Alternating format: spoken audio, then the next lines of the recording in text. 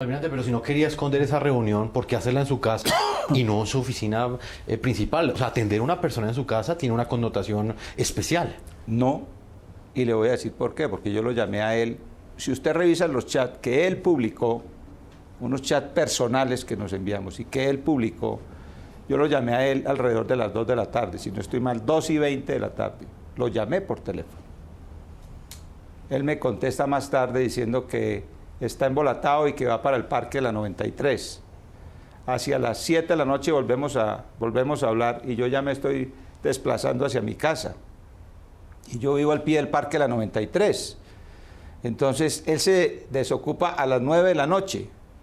Decirle yo a las 9 de la noche que estamos a 2 cuadras de distancia o 3, que nos vengamos para la oficina, pues eso sí sería más sospechoso que invitarlo a mi casa. A ver, una persona de toda la confianza, una persona cordial, una persona respetuosa, yo no vi nada extraño en invitarlo a mi residencia.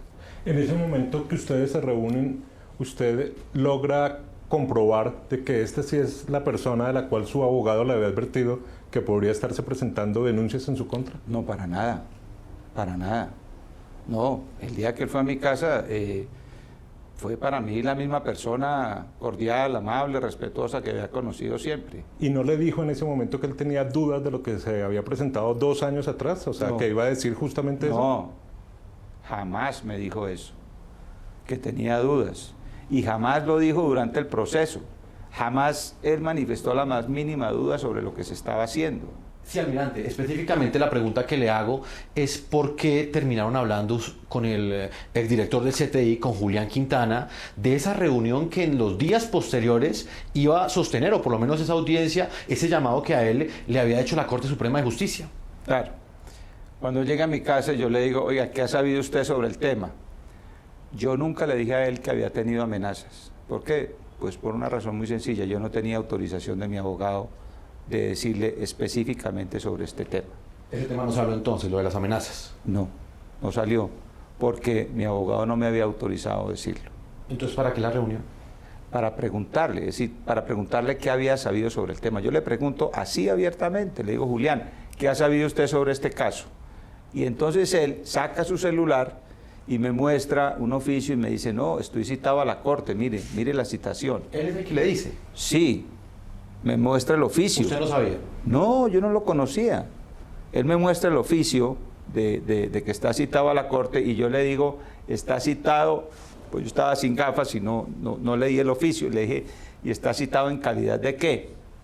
Entonces me dice, estoy citado en calidad de testigo. Yo le pregunto, ¿ustedes están seguros que toda la recolección de pruebas las hicieron con cadena de custodia? Y me dijo, eso no tiene ningún problema. Eso está absolutamente hecho de acuerdo a la ley y eso lo puede revisar cualquier magistrado y está en apego a la ley. Almirante, han pasado ya algunos años y el doctor Quintana está haciendo justamente una denuncia sobre lo que él cree que no había pues pruebas suficientes.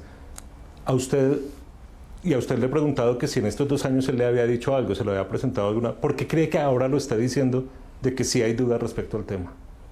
Pues a mí me parece muy extraño y la razón no la sé y no la puedo averiguar. Solamente preguntarle a ver por qué piensa que durante toda la investigación en la cual él fue el jefe y en la cual hay 6 condenados y un imputado, donde la Fiscalía hizo toda la investigación, donde la Fiscalía presenta esto ante un juez de control de garantías y estas personas son condenadas. Es que no estamos hablando de detenidos, ni estamos hablando de personas que han sido condenadas, todos relacionados con este caso. Él siempre manifestó su agrado, su complacencia de trabajar con nosotros. Y es importante recordar cuál es el génesis de esto. El génesis de esto es una información que llega a la DNI sobre posible fuga de información por parte de un funcionario nuestro. Esa información nosotros hacemos una operación de asuntos internos y determinamos en esa operación el nombre del funcionario nuestro que presumiblemente en ese momento estaba traficando con información. no sabíamos qué tipo de información. Lo que supimos es que nuestro funcionario le estaba vendiendo información al señor Sepúlveda. Eso está dentro del proceso y por eso fue condenado. Ahora, esa información no salió de la DNI. Esa información específicamente fue la base de datos de todos los desmovilizados. Él con otro suboficial sustrajeron esa información del plan de apoyo de desmovilizados y se la vendieron al señor Sepúlveda. La información que nosotros entregamos a la Fiscalía es que tenemos dos tipos de informaciones. Uno, que tenemos un funcionario nuestro que está traficando con información. Y dos, que le está vendiendo la información a un señor que se llama Sepúlveda y que tiene oficina en tal sitio. Eso, hasta ahí era la información que teníamos nosotros.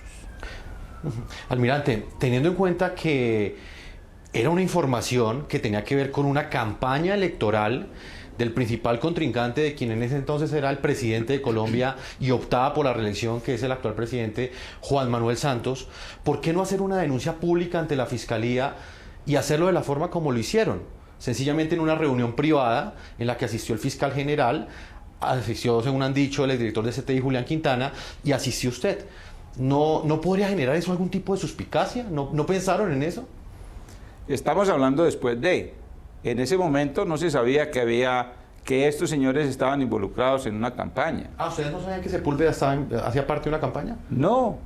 ¿La inteligencia no sabía? No, y no era interés nuestro. Nosotros no investigamos quiénes asesoran a las campañas, no podemos hacerlo. Pero dentro del cotejo no era público que trabajaba ya Sepúlveda para la campaña Oscar Iván Zuluaga. No.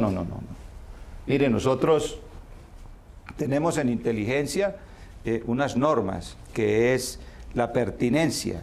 Nosotros no podemos hacer operaciones de inteligencia sobre algo que no es pertinente para la inteligencia.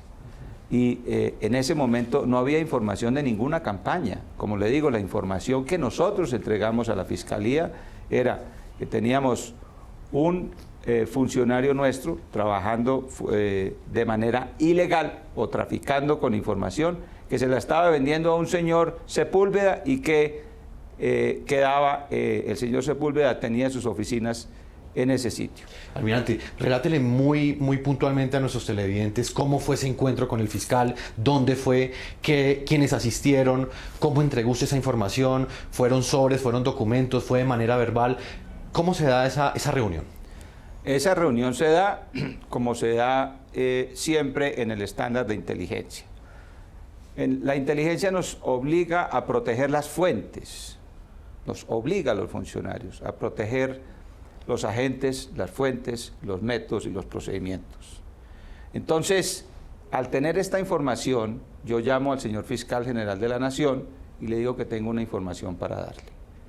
Él me dice que está en Aquimindia, en una ceremonia de la Fiscalía, de la universidad, que si puedo ir hasta allá. Yo le digo que con mucho gusto, yo me desplazo hasta allá, hablo con él y le doy la información que le acabo de decir. ¿Verbalmente? Verbalmente, porque esa es la forma como se opera. ¿Qué se hace después? Porque usted dirá, pero ¿no queda un registro? Entonces le voy a explicar cómo hacemos. Yo entrego la información y él manda llamar al doctor Quintana y le dice, hable con el almirante, que le den los detalles de la información. Ahí en presencia del fiscal yo le digo, pues yo no tengo los detalles, porque yo no manejo las operaciones, a mí me llega la información, digamos, en bloque, entonces yo doy instrucciones para que mi gente se reúna con él como en otras oportunidades se ha hecho. Entonces, el doctor Quintana con su gente se reúne con mi gente, con la gente que maneja el caso, entregan la información en una reunión de trabajo. Esto no es anormal. Yo quiero hacer aquí la observación, es que se le ha tratado de confundir a la opinión pública que lo reservado es sinónimo de lo ilegal. No, nosotros estamos obligados a guardar la reserva, pero eso no quiere decir que sea ilegal. Entonces, ¿cómo opera esto? Nosotros entregamos la información en una reunión de trabajo. ¿Hay un registro? Sí. ¿Cómo es el registro? El agente nuestro que entrega la información viene y hace un informe, y en ese informe dice a quién le entregó la información y específicamente qué tipo de información entrega. Ese informe va al expediente del caso. Y también quiero decirles que nosotros creo que somos la única institución del Estado que está certificada en ISO 27001. Eso nos asegura a nosotros que los documentos no son trastocados, que los documentos no son adulterados, no son cambiados, no son reemplazados. Ahí están esos documentos con esa norma. Y ese es el procedimiento estándar, ese es nuestro procedimiento operacional para proteger la información. Porque este país se merece mucho. El 6 de mayo de 2014, cuando Colombia vivía una etapa crucial de la campaña política hacia las elecciones presidenciales, un hecho sacudió la contienda.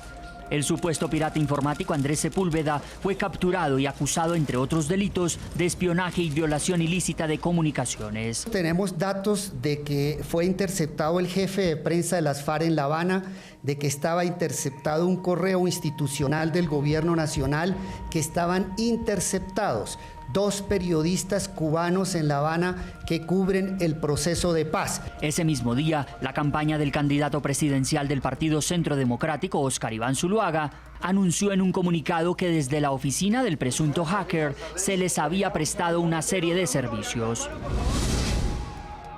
Desde esa oficina se han prestado servicios de divulgación en redes sociales y seguridad informática a esta campaña.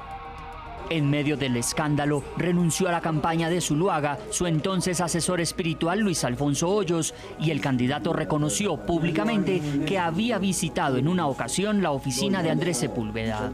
Al inicio de la campaña fui a visitar la oficina de quien hoy es señalado de estar actuando ilegalmente para saludar las personas que hacían un trabajo de apoyo social. Inmediatamente después, la campaña del líder uribista hizo una polémica denuncia. Hemos recibido y recopilado información que nos permite concluir que nuestra campaña fue infiltrada.